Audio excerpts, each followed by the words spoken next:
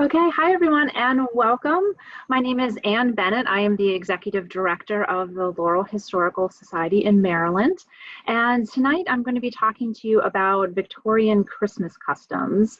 And behind me is the virtual background of the Laurel Museum's basement, festively decorated for Christmas. So I will start my slideshow here. So just give me 1 second to bring that up.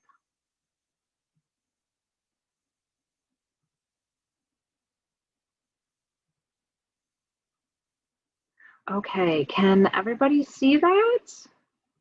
Give me a thumbs up or a hand wave if everyone can see and hear me. Okay, wonderful. That's excellent. Okay, so what we'll be doing is we'll be talking about early Victorian Christmas, the history and traditions, and how our customs and traditions of today have been shaped by them. I know that this Christmas is very different and this holiday season is very different for all of us this year. But my hope for this session tonight is to bring some nostalgia to mind and to have all of us put away the troubles and the craziness of this year. And for the next hour or so, just kind of immerse yourself in the nostalgia of a good old-fashioned Christmas and learn a little bit about the history of how that good old-fashioned Christmas came to be. So, like I said, we're going to be starting out with the early Victorian period. And what I'm defining as early Victorian is kind of how I'm dressed tonight. We're going to be starting in 1837 when Queen Victoria ascends to the throne. She is just barely 18 years of age, and she becomes Queen of England. For about 2 decades in her reign, when she marries, when she becomes a mother, and all the way until 1861, when her beloved husband and consort to the throne, Prince Albert, dies. And also 1861 is the start of our American Civil War. So for also very big, obvious reasons, these are very impactful events in the two countries' histories. But as we'll see, they also have a very interesting turning point in a lot of the industrial age and kind of the ending of that early Victorian period. And I want to focus specifically on the early Victorian period for 2 reasons. One is that this is the period where the Patuxent Manufacturing Company was chartered and the mill building was expanded and the mill workers' housing was constructed. So as you see in this print, we have a version of the Laurel cotton mill as it was and later in the 19th century. And we have the beginning of our mill workers' housing being constructed, including the building that houses the Laurel Museum. And we believe it was constructed and the mill building expanded between 1836 and 1840. So at the very beginning of this early Victorian period. So as you go through this, and especially if you are from Laurel and live in the area, I hope you'll get a greater appreciation for what an early Victorian Christmas might have been to these people that lived and worked in Laurel Factory. And the second reason I want to focus on the early Victorian period is it's really in this time frame, the 1830s, 1840s, 1850s, that we see traditions from different elements, different social classes, even different ethnicities and countries really solidify our Christmas customs of the modern period. So I'm going to be talking briefly about 5 Christmas customs, and mostly from the perspective of the British Isles and America. So we'll be focusing on British and American Christmas perspectives, and I will be talking about them as briefly as I possibly can. Anybody who knows me knows that I love to talk, so I might get carried away on other things, but again, please feel free to ask me questions and get into the chat, and we'll get to those at the end of our session as well. Okay, so we're having this idea that celebrating at midwinter is nothing new. It's certainly not unique to the Victorian period, and it actually has roots hundreds and thousands of years before Queen Victoria took the throne, going back to ancient Egyptian, even ancient Roman festivals with their Saturnalia celebrations, Germanic tribes, Celtic tribes in the British Isles, and then later in Christian celebrations to the early medieval time period. And why are we starting off with this? What is connecting all of these things together with our early Victorian and our modern Christmas celebrations? So it's this idea that there was a reason to celebrate, or at least be a little hopeful in your outlook by the time you got to midwinter. Because if you think about it, midwinter was a very crucial time for most of our ancestors. The days were the shortest they will ever be in the whole entire year. Food might be scarce, it's very dark, it's very cold, and there was a very real possibility that you or your family might not have enough food, clothing, or shelter to survive through to the winter. But during the time of the winter solstice, we see it start to shift. We start to see the days just barely get a little bit longer. We know that spring will eventually come, the sun will return, the landscape will be lush and green again. So it's this really odd combination of bleakness and hopefulness that we all experience at midwinter, and even into our modern times.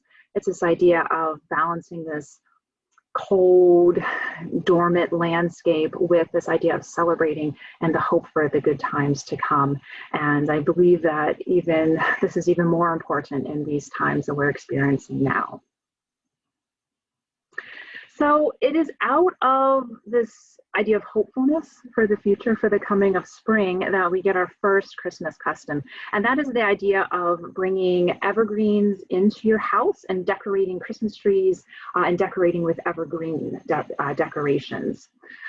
So the evergreen tree was used as a decoration, and it found its way inside the homes of people in Germany and France as early as the 16th and 17th centuries.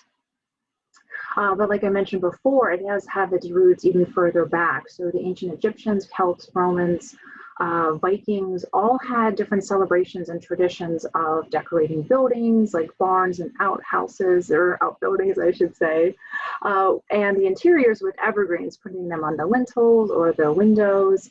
And the idea of the evergreen was that it was a source of greenery. It symbolized eternal life. And it was the only thing that looked and appeared to be alive in a dead, dormant landscape when all the crops had been harvested, when everything was covered with snow. And so we have a couple interesting things happening kind of in this medieval, early modern period in England and in Europe that we're talking about. In Tudor England, the interior of the house was adorned with greenery, including holly, ivy, and boxwood, and that is a custom directly connected to the Roman pagan rituals, again, particularly with Saturnalia. And then when we talk about Christian plays and the Christian celebration of this midwinter celebration, we see an interesting parallel and the early ancestors of our modern Christmas tree. And we see that in two instances. So back in the medieval times, there were popular plays called Adam and Eve plays. And as part of that production, they featured what was called a paradise tree. And this was a fir tree, an evergreen fir tree that was hung with apples, sometimes wafers representing the Eucharist communion. Later that morphed into cookies and sometimes candles as well. And so that was kind of a prop and a centerpiece of this Adam and Eve play in the early Middle Ages. And then you also have the tradition of the Christmas period popping up in the 16th century in Germany. And so this wasn't a real tree, it was more of a constructed pyramid of wood, but it was decorated with evergreens. It was decorated with figurines, with candles, perhaps cookies as well, and a star at the top of this constructed pyramid as well. And so you can see that over time, these two things, the paradise tree of the Adam and Eve play and the Christmas pyramid of German tradition, are going to morph together. And we're going to see that coming into our next kind of more modern version of the Christmas tree. So if any of you are familiar with Christmas history or British history, you'll probably think that I was going to launch directly into Prince Albert and Queen Victoria having their Christmas tree at Windsor Castle. And I will, but not for a couple of slides yet. We're going to go further back in time and treat this chronologically. And if you don't have any idea what I'm talking about, don't worry, we're going to get to that as well. So as possibly as far back as the 17th century, German immigrants to America, and specifically Pennsylvania and Moravian settlements, brought with them the tradition of the Weihnachtsbaum, or the Christmas tree. And this was a small tabletop fir, similar to what we saw with the Paradise tree and the Christmas pyramid. And it would be decorated with maybe colored paper if it was available, glass ornaments, stars, candles, and sometimes strings of popcorn. And this was, again, very popular, particularly in Pennsylvania and areas of German immigration. So this image that you're seeing is, let me just do this real quick. So this image that you're seeing is from John Louis Krimmel. And if you're not familiar with him, he is, again, a German-born immigrant to the Philadelphia area. And he did phenomenal sketches kind of in this late, kind of late federal period before he actually died very tragically young. Winterthur has several copies of his sketchbook, and this is actually really the first documented instance of a Christmas tree in America. So it was sketched in 1812, 1813, and you can see that in the middle of this sketch is a small tree. You can see it's lightly decorated. There's some scenery at the bottom as well, but it's really also in composition, it's smack dab in the middle of this picture. And as you can see, the family is gathered around, the young, the old, the dog is all gathered around. So we can see this progression of beyond decorating just little bits of evergreen to having the Christmas tree in the center of the Christmas decorations, and the focus of it not just in decoration, but the connection to the family celebrations as well.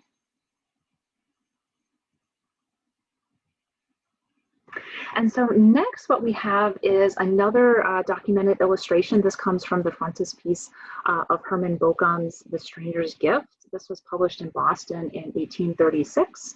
And so you can see it's titled Christmas Eve. And we can see, again, very similar motifs. We can see a little more elaborately decorated Christmas tree. It's still tabletop version, but we have, again, the centerpiece of children, of the family dog, again, the adults around it, and we can see that it really is a thing of delight and wonder, especially for the children, and it really is the focal point of the Christmas celebration.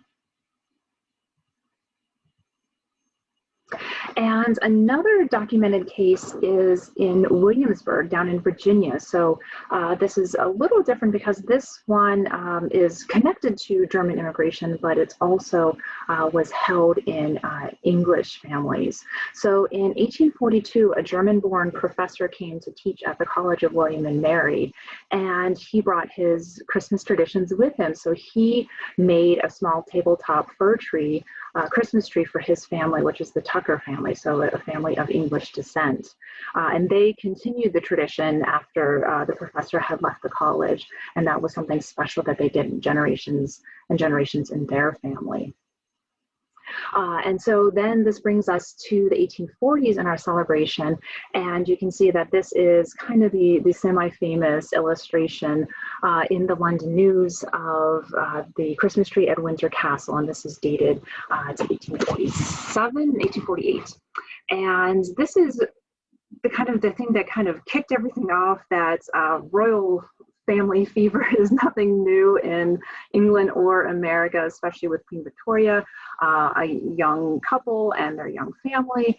This was very appealing to the British population, and it was very popular, and so their traditions were replicated very quickly. However, this is not the first instance of a tabletop Christmas tree. first of all, not in Victoria and Albert's life. As early as 1840, the very first tree was erected by Prince Albert for his new bride, Queen Victoria. So as early as 1840, he was bringing the Christmas tree over for his new family at Windsor Castle. But then going back even earlier, we also have a documented case of Queen Charlotte, who was wife to King George III. She was also German-born, and she also decorated a small tree, and we have it recorded as decorated a small tree in the German fashion. So giving both a nod to kind of the German traditions, as well as Queen Charlotte's heritage and birthright. And so, like I said, the popularity, this illustration just kind of really set the ball rolling on the whole Christmas tree celebration. And as the 19th century progressed into the 20th century, the tabletop versions were replaced by the floor-to-ceiling Christmas trees, especially in higher end, high society, tall ceiling Victorian houses, and the decorations became even more elaborate. And many women's journals and magazines of the time period encouraged the women of the household to be very elaborate and very generous with their decorations, because that was, again, a sign of not only prosperity, but also charity in this Christmas time of year. Okay, so we're going to move on to the second of our different types of Christmas customs. And we're going to be talking about the representation of Christmas both in song and in print and verse. So music was an important part of the Christmas season, playing a prominent role in both secular music for balls, parties, gatherings of that nature, as well as for sacred hymns. Christmas had taken a hit in the previous centuries as the Puritans kind of rose to prominence, and in certain areas of America where Puritan religion was more dominant than others, Christmas just was not celebrated at all, and in some cases it was actively repressed. Still, throughout this period, we do have carols, Christmas carols of a religious and secular nature being brought forth. So we have in 1719, an English minister, Isaac Watts, penned the favorite hymn that we still sing today, Joy to the World. However, it wasn't until in the 1830s that most of these Christmas carols that we know and sing today were actually written down and published and brought forward to the masses. So in 1833, the collection of carols was published, which is Christmas Carols, Ancient and Modern, by William Sandys, and this is 1833. And in this was really the first recorded instances of favorites like God Rest You Merry Gentlemen, Hark the Herald Angels Sing, I Saw Three Ships, and the First Noel. And what's important about that is the First Noel was actually traditionally a French carol, and you can see that in part the third of Sandys's Christmas book here. He brings out versions in the French language, and we have the translations of that into English. And then in kind of the following couple of years, we have Thomas Harvey published the Christmas book. And it was not just carols, but it was kind of a more descriptive narrative of old English customs. And it really was full of nostalgia, full of, oh, those were the good old days, those times of the 1800s were the good old days, nostalgic for the foods, for the great times, and very, prominent of the feelings that Christmas was waning at the time, which he was actually right, because again, like I said, this period of the 1830s was just the really beginning of our Christmas traditions that we know of during the modern times. So this idea of the tradition of caroling and singing Christmas carols evolved from wassail, where groups of people would travel to visit friends and family, and they would carry the wassail punch bowl or other treats with them as gifts. And so we'll be talking more specifically about wassail as food in just a few minutes, but the idea that this was also part of a tradition, and the hymns, the music were available to the public was, again, something that was more readily available and readily published in this early Victorian period.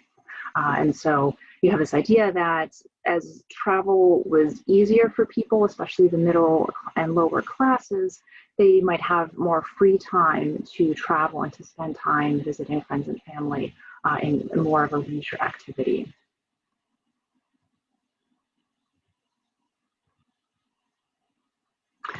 But we're going to be focusing now on three authors that really kind of, again, got the ball rolling on Christmas traditions as we know them today.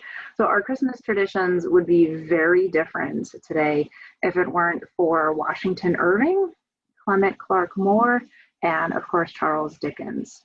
So these men are often kind of credited with inventing Christmas, but they didn't invent Christmas at all. They played a very large part in popularizing specific traditions and spreading the goodwill that we generally characterize and associate with this time of year.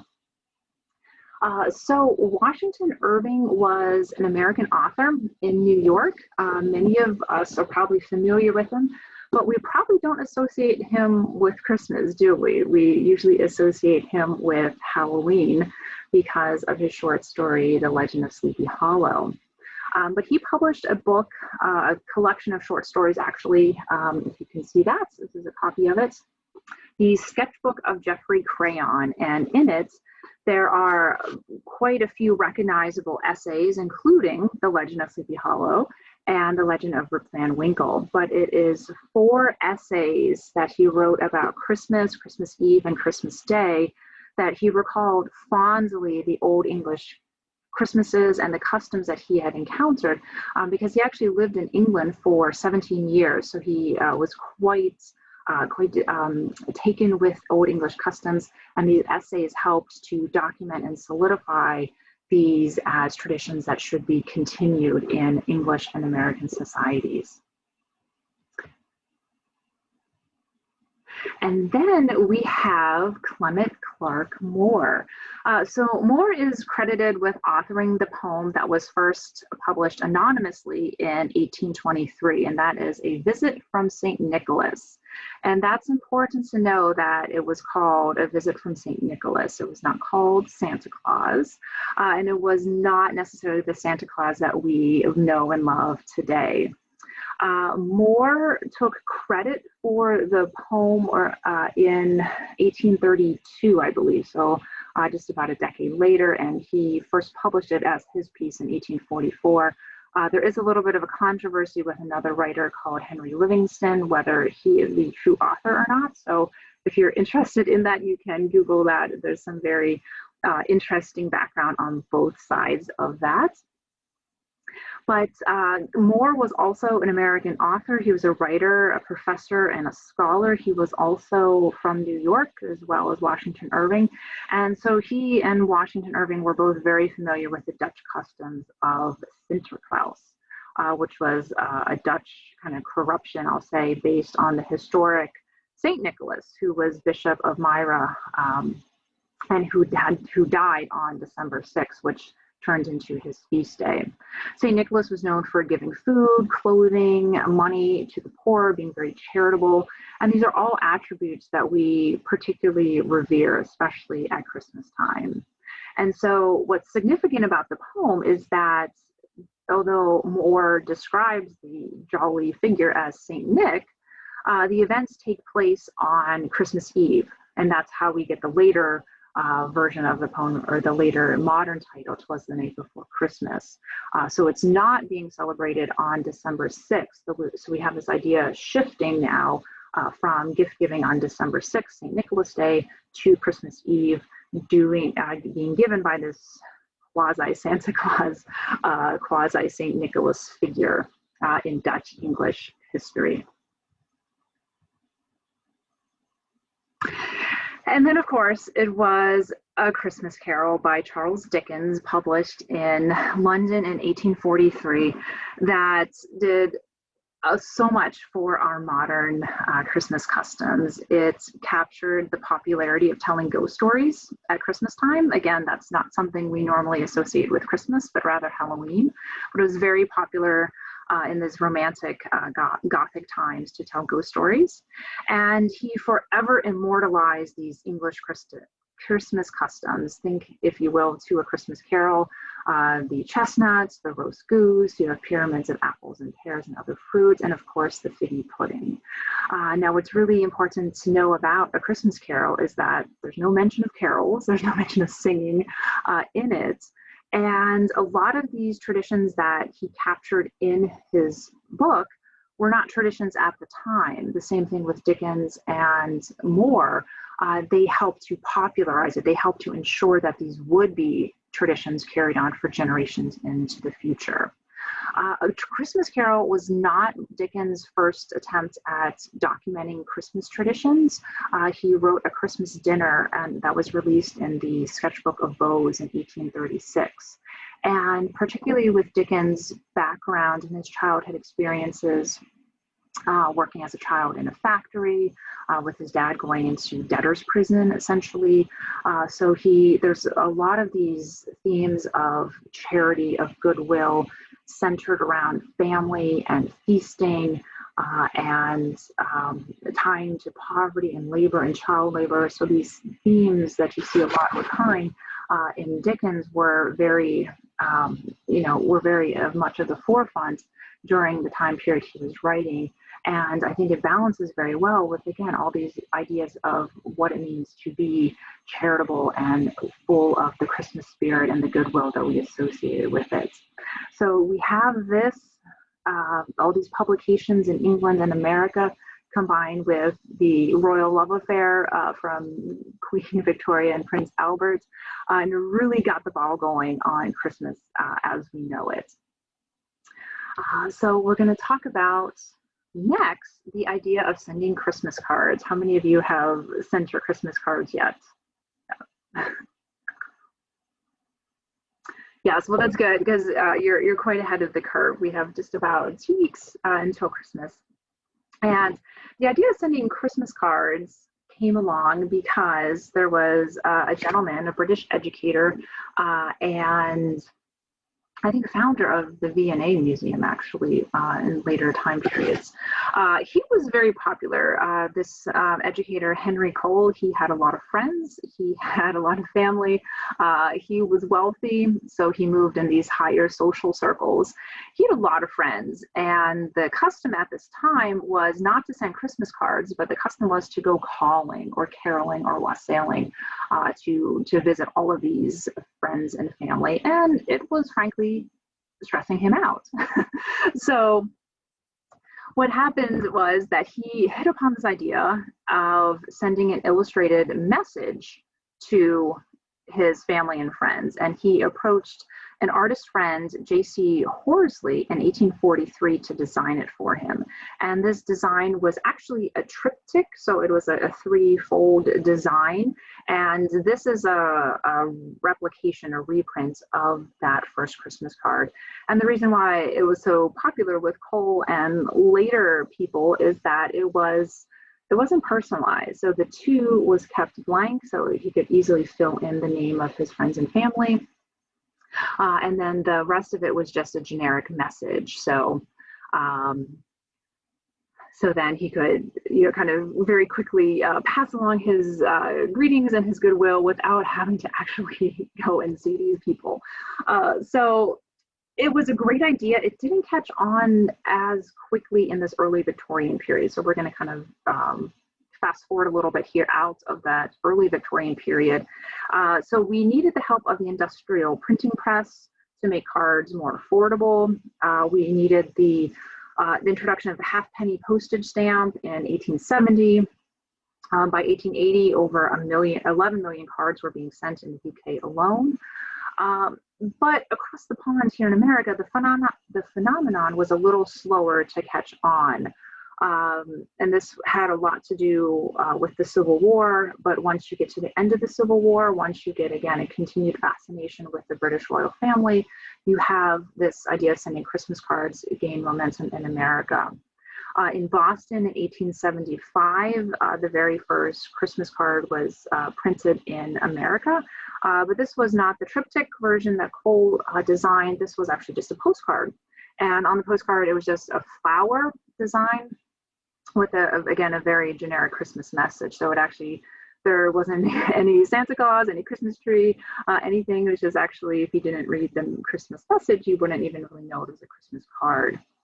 And it wasn't until 1915, yes, we're talking 20th century now, 1950, that the Hall brothers in Kansas City, Missouri, perfected what we think of as the Christmas card. And in fact, all greeting cards, and for good reason too, because the Hall brothers invented Hallmark cards, which is still going strong today. So they invented just the two-fold card design because they knew that the postcard was too short and the triptych was too long to write your Christmas greetings, so the two-fold design was just perfect. And in 1962, the first postage stamp in America was issued that featured a Christmas design.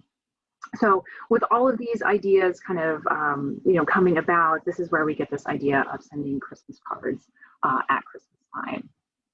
And I want to take just kind of a silly diversion here and just call your attention to some new articles and some new research that have come out on Christmas cards of the Victorian period. And these are the ones that are really just creepy and disturbing. And why were they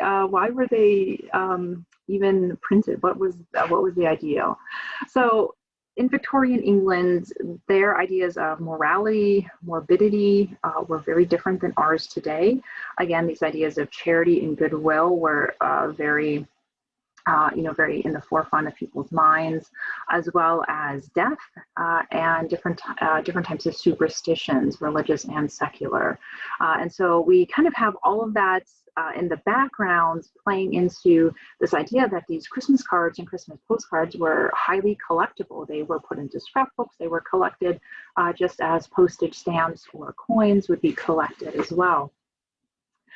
So you have kind of this is where we get these creepy Victorian Christmas cards coming from. So on the left, you see two little girls looking, very adorable. We think it's a great Christmas scene until we realize that Santa should be coming down the chimney giving presents. He shouldn't just be creeping outside the family window. We have frogs fighting and stabbing themselves to death. We have a snowman that appears to be coming to life, ready to hit somebody with his snow bat. And just in case you needed any reason, which I personally don't, to hate clowns, we also have an insane clown ready to assault a police officer with a red hot poker. And these were all mixed with very pleasant, very well-intentioned Christmas messages on it. But again, it was just this, the Victorian sense of humor, the Victorian kind of poking fun at superstitions, but also raising the ideal that we need to be generous to our children. We need to be generous to animals and charitable to all of the people that we encounter in the streets is kind of the hidden message behind these creepy Victorian cards. So I encourage you to Google this. This will come up a surprising amount today.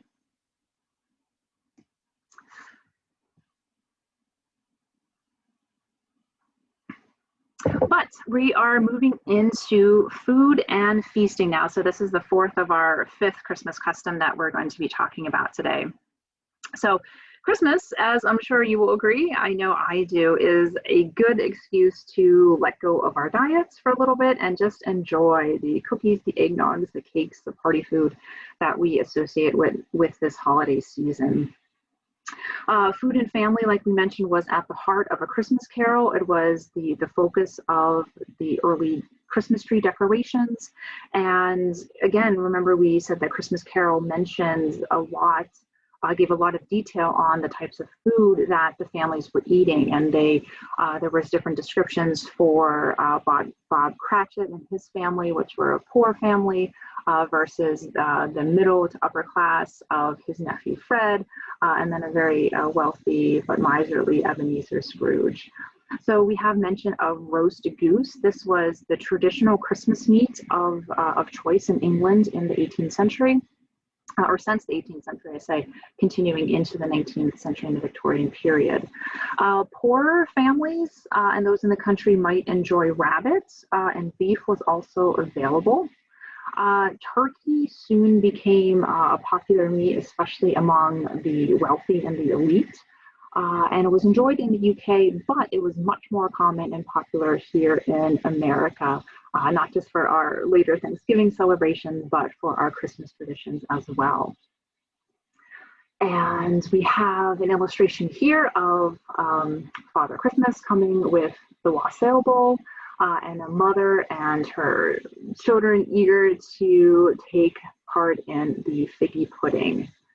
And I'll move the slide here just so you can see another version of that. So figgy pudding, plum pudding is not what we as Americans think of as Jell-O pudding. It is not like that at all. Think of it more of a fruitcake that is either molded and cooked or boiled. And I actually had a chance one time to make plum pudding at an open hearth cooking event. And you really do, you make this very thick batter full with dry fruits and spices, and you put it into a linen cloth or like a cheesecloth type fabric, and you roll it up tight, and then you throw it in a pot of boiling water for a couple hours. And as it cooks, it solidifies, and it actually does look very much like the Christmas pudding that has, you know, kind of a little face on it. And so this was so popular at the time, but especially after the publication of A Christmas Carol, that just 2 years after it was published in 1843, we start to see English cookbooks not calling it plum pudding or figgy pudding, but changing its name to Christmas pudding. And we see that even decades later on this Christmas postcard and the slide.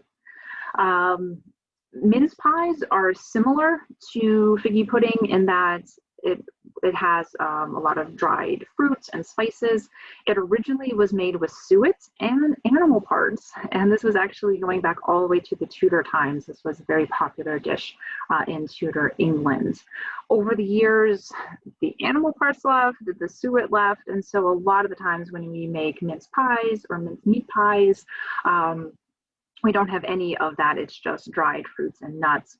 But it showcased the expensive sugars and exotic spices that were available, most particularly to the elite, but also to England and by extension America through the various trade networks. We talked earlier about the idea of caroling with the wassail bowl or wassailing. Here we come a wassailing. And wassail actually predates Victorian London and Victorian England by hundreds of years. And this goes back to the old Viking and the old Norse language, and also the old English phrases, wassail, meaning to be well or to your health. And wassail refers both to the drink, you know, the liquid that you're drinking, and to the punch bowl in which it's being served. And as we found out, the act of doing these things, either act of drinking wassail or carrying the punch bowl, is called wassailing or wassailing.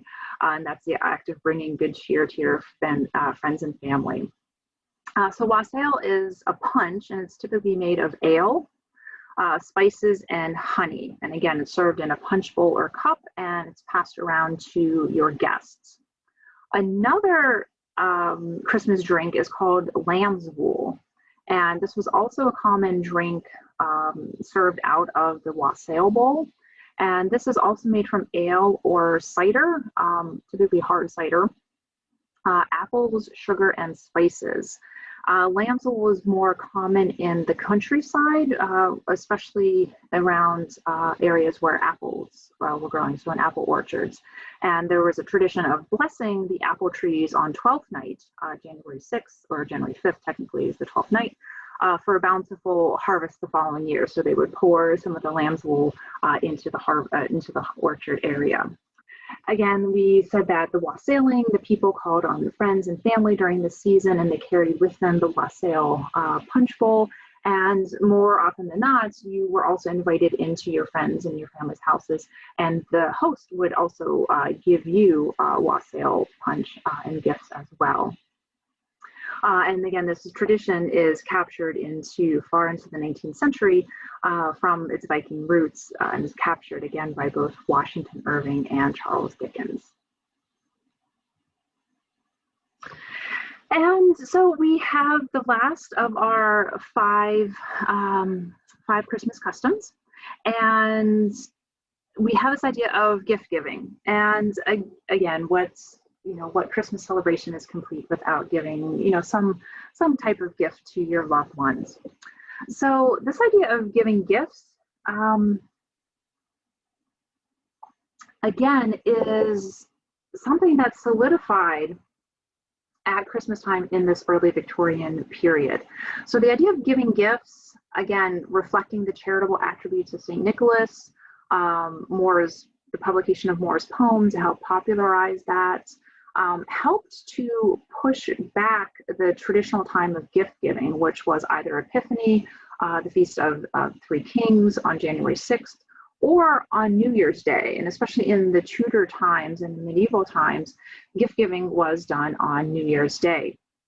And especially if you read accounts of Henry VIII and his courts, it was the gift giving to the king and high members of the court was full of political intrigue, and you can kind of read the documents, gifts that his queen or his mistress would give Henry VIII at the time. So you can see the reflection of the importance of New Year's Day as being the ideal gift giving day. But again, we're pushing that back a little bit to Christmas Day. And so as early as 1820, we see shopping ads for Christmas gifts. And by the 1840s, there are actually dedicated sections of newspapers and catalogs for Christmas gifts. So it's kind of the forerunner of the Sears catalog or the Toys R Us catalogs. Handmade gifts of toys or games were typically given.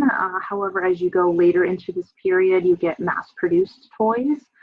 It made gift giving more accessible to all social classes, not just the upper classes. But handmade gifts were still very highly prized during this period.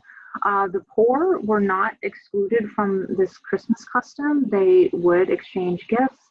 They would buy fruits and nuts for each other, for the family. And by the 1870s, 1880s, you see traditions of filling the stockings, filling paper cones with nuts and fruits and other paper decorations on the Christmas tree. And then again, you can see some of the illustrations of some of the samples you could get at Christmas market in the 1850s. And this was the only closest one I could find of a Christmas ad. This is from a little bit later of the time period that we're talking about today. This is from 1885 in South Carolina.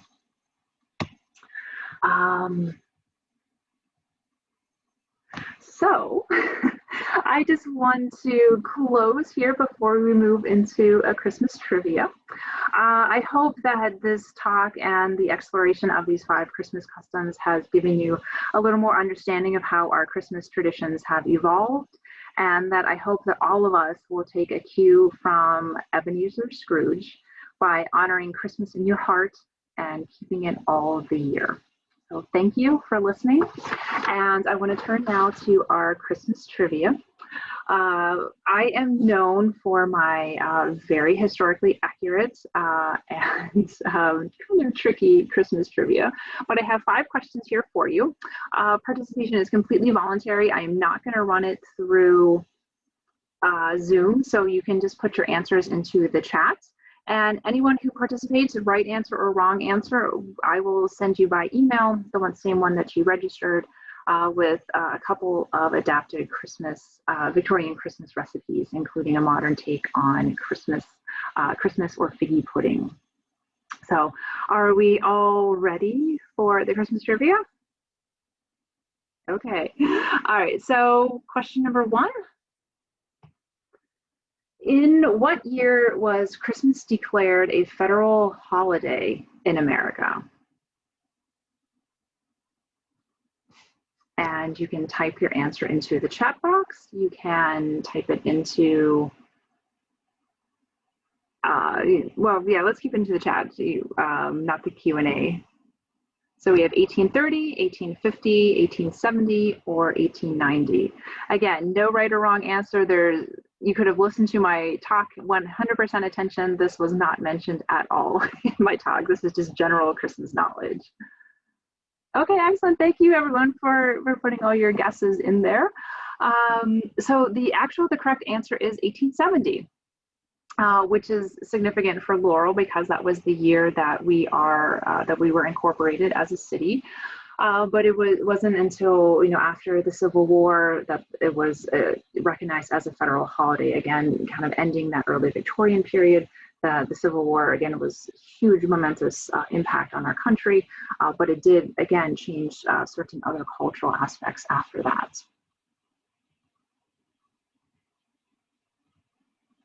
Okay, question number 2. There is no multiple choice for this. This is just an answer. So how many ghosts appear in A Christmas Carol? And we have one of the wonderful color illustrations from Dickinson's first publication.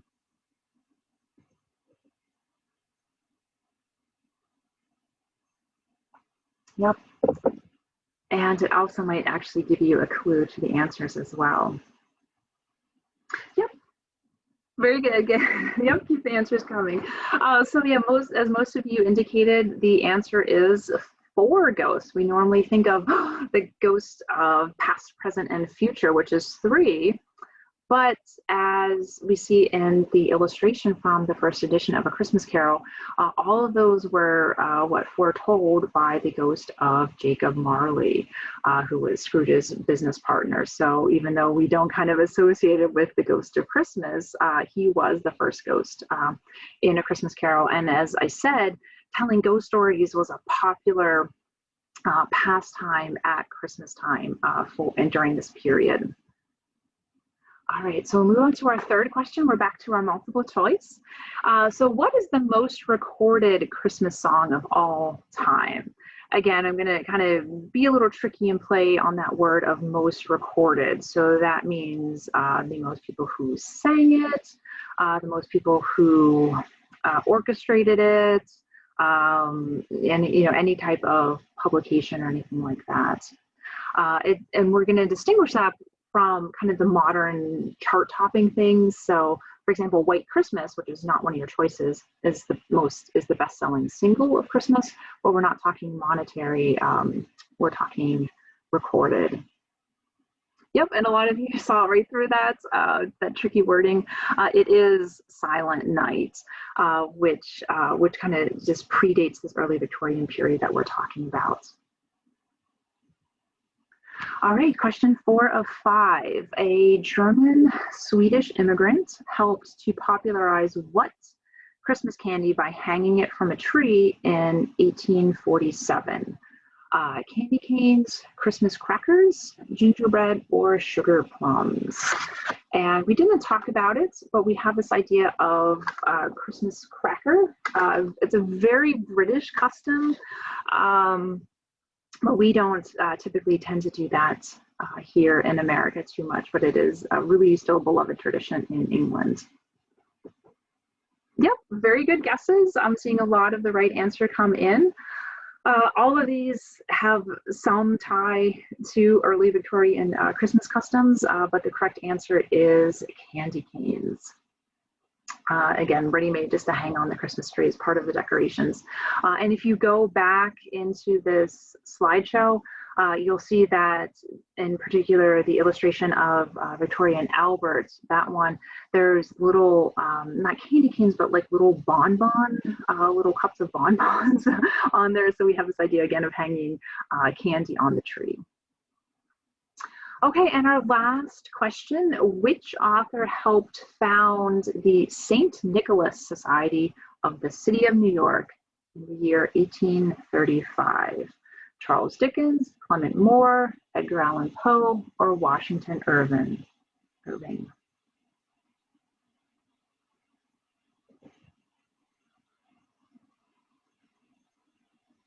And if you were listening to the talk, you'll have some help eliminating some choices here. So we have this idea of a St. Nicholas Society, and we have the idea of New York.